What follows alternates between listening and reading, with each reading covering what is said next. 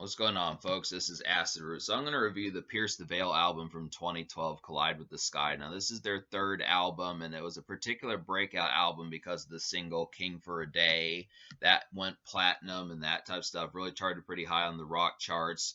And Pierce the Veil had had a number of hit singles, gold-selling singles from Selfish Machines from 2010, and then they had a hit single from Punk Goes Pop Volume 4. So they were starting to bubble and kind of tide over and start cresting more. It's too bad that the other singles from this album didn't chart higher. Like it kind of seemed like the main reason for this album was King for a Day, but there are some other hits on this project that I do feel like should have made more noise, and surprising that they didn't. But I kind of got the tip off from this album from Science. So you've seen some of the Science stuff. He kind of helps out, and he had said that this is one of his favorite emo albums when I asked him last fall about that, and I kind of wanted to see what this record was about to kind of take his word for it to see what was kind of up with that. So I checked this project out. It's pretty solid. Definitely has some pretty riveting and crazy screamo kind of energy. Gets up there with Broken Side and Dot Dot Curve. And then it has like a touch of Paramore and like Panic at the Disco in there. So that's pretty dope just to kind of gotten that.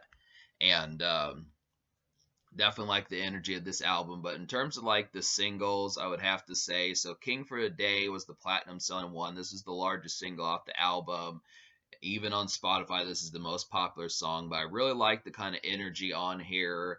But the thing about Pierce the Veil that took me some time to get used to is the fact that the verses are always different in the instrumentation. Like Korn did this with the song Got the Life from their Follow the Leader album, where the verse 1 has different instrumentation from verse 2. And when rock songs do that, it's kind of something that I wonder about. It's not like I have a distaste for it, but I kind of get used to like the production kind of being the same. So as I adjusted to it, I kind of looked after it. Like to me, I view like verse 1 being crazy, and then verse 2, the party gets even crazier, or something. Me looking after it like I'm kind of on the path to getting to like the party where it's at, and it's just kind of getting closer to like the party scenario where if you're walking there or if you're driving there or something, it just is kind of like, okay, you're getting more excited as you get ready to get to the party and that type of stuff. I know it's kind of odd visuals for me to portray this, but that's kind of the way I look after it in terms of how singles would be when the rock instrumentation is kind of different. I just look after it like I'm approaching like a gig or something like that. You're getting ready to get to a night venue and you're getting closer, so it's just the energy gets more excited and you get ready to be more amped, or you're already at the party and things are just getting crazier, like women start twerking, something like that, that this is crazier than it was in verse 1 where things just start to kind of pop off more. That's kind of the concept. I look after it like that. But King for a Day does that, Hell Above does that, and there's a few other songs I'll list in a little bit that kind of have that sort of scenario. So but King for a Day really has like a riveting energy, and it really has like some screamo kind of hooks in there, kind of like Broken Side and Dot Dot Curve. And I really like the hook on this song. I mean, it really kind of has like a melodic kind of Wait and Bleed energy by Slipknot, where the verses are very much screamo and kind of high kinetic rave kind of energy, but then the chorus is really sing-songy and melodic. So I like that. Definitely a hit single. I can see this being the best song on the album. It's definitely real kind of kinetic, kind of club energy in that sort of sense. Bulls in the Bronx is even crazier than that. This one really gets kind of riveting in there also, but this one kind of keeps the verses kind of intact where it has a similar kind of approach. So I just think that I look at this one as kind of like I look at this one kind of having like a riveting energy where it really is like bulls in the Bronx. It makes sense when they say like a bull in a china shop or something like that. It just really feels like this is complete headbang kind of energy and just really gets off the meter. And then Hell Above definitely reminds me of like a car song, traveling, getting ready to head to like a gig or some sort of shindig or party or something like that. It definitely kind of reminded me of something that just kind of has like a cast energy where you're getting ready to get started. I mean, it has the craziness in there, but I just feel like it's a lot more kind of like a travel song it kind of reminded me of. Yeah, the third single, Hell Above, kind of reminds me of a song that I would listen to on the Traverse to like some sort of shindig that's getting ready to happen, whether you're walking there, driving there, just having that kind of energy. I really like the energy in the first verse, definitely kind of gets things electric and kind of gets you pumped and that sort of stuff. And then it kind of it's not quite as energetic in verse 2, and I kind of felt like it. I don't know what that's kind of called, but it doesn't really have like metal sounding type stuff. It just has like a different pitch towards it, but I did like it. It just had like a different energy. Kind of just reminded me as like you're getting closer to like your party and your shindig and that type of stuff, and it just kind of gives you goosebumps and that sort of feelings. That's kind of the vibe. I mean, like I said, this is kind of new angles for me. This is kind of a newer album, and that sort of pitch is different from some of the rock I reviewed in a lot of recent times. So that's how I get used to some of this and that type of stuff. But it does happen to be pretty stellar song. I did like it quite a bit, and I definitely like the hook on there.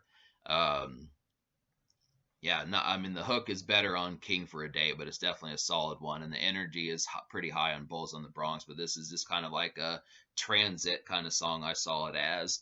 But in terms of like the rest of the album, I did wind up liking 6 songs out of 12, and I'll go ahead and list those 6 songs for you. So they would be King for a Day, Bulls in the Bronx, I'm Low on Gas and You Need a Jacket, Hell Above, May These Noises Startle You in Your Sleep, which is the intro song, and then A Match into Water. So I definitely like the intro just because it kind of had like this mellow kind of hotel, kind of sleeping at a hotel, waking up early in the morning to have breakfast kind of vibe.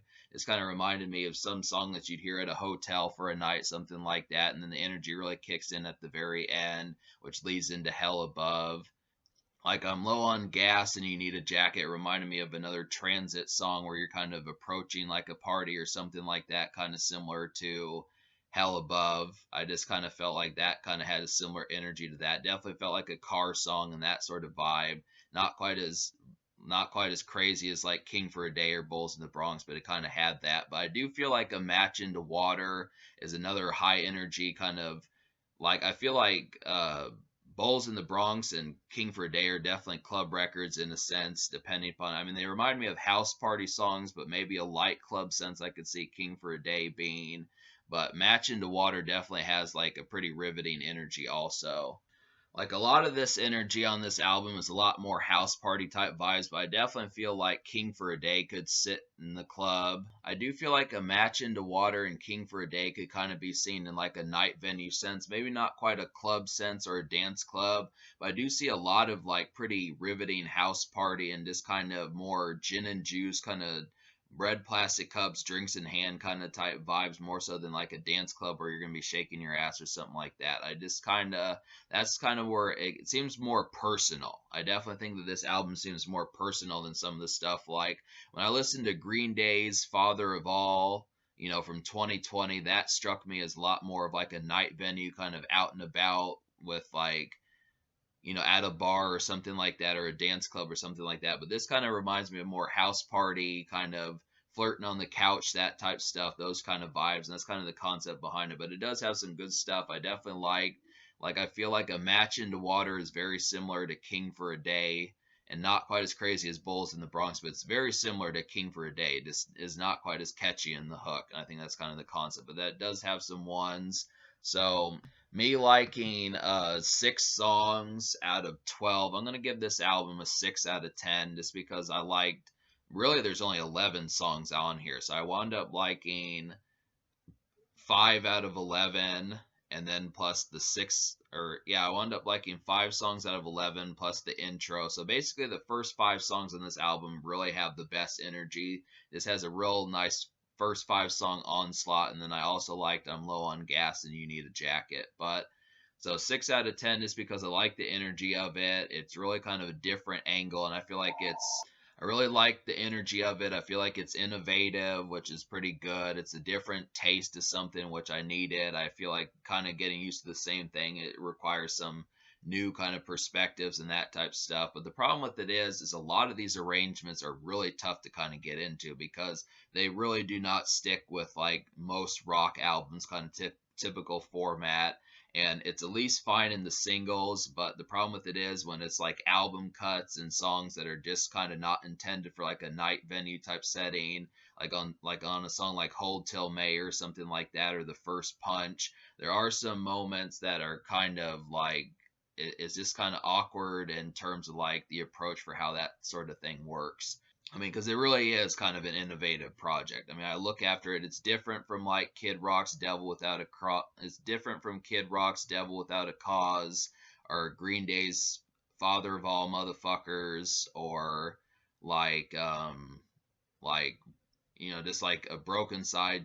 Uh, I'm not a fan, but the kids like it, or just something like that. I'm just used to like different kind of angles from rock, and it's really kind of a patient album. It's kind of a patient album, and it needed more records kind of that had the craziness of Bulls in the Bronx and King for a Day. I feel like three singles was kind of light, and they could have also used like some more moments that kind of had that sort of energy and maintained it, because I feel like the first five songs really had like a pretty high pitch of energy, but then the rest of the album kind of tries in that different format, and then on top of that having the different format but not really having like nightlife or house party kind of singles or songs. It kind of buzzes down the energy, so it's just kind of like you question where in some cases you would listen to it, but that's kind of the concept.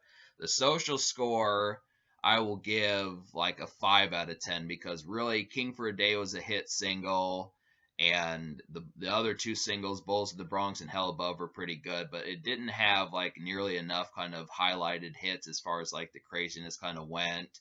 Yeah, I'm surprised that this album really didn't chart higher. I don't know why it didn't. I just think it's really kind of like a bucking bronco of an album. It really kind of is. It's just kind of crazy in all sorts of places. Like the energy is there, but it's just like so like it's a maverick of an album in a lot of ways. And I just think that that energy, like if it had had more songs like Bulls in the Bronx that at least had like a regular rock format, and then had some more riveting songs that were kind of more intended for that, I think it would have done a lot more. But it's just kind of odd. I don't know why the other singles didn't chart and that sort of concept, but I do like the singles in the first half of the album quite a bit, and I really like the intro too. It's really pretty dope.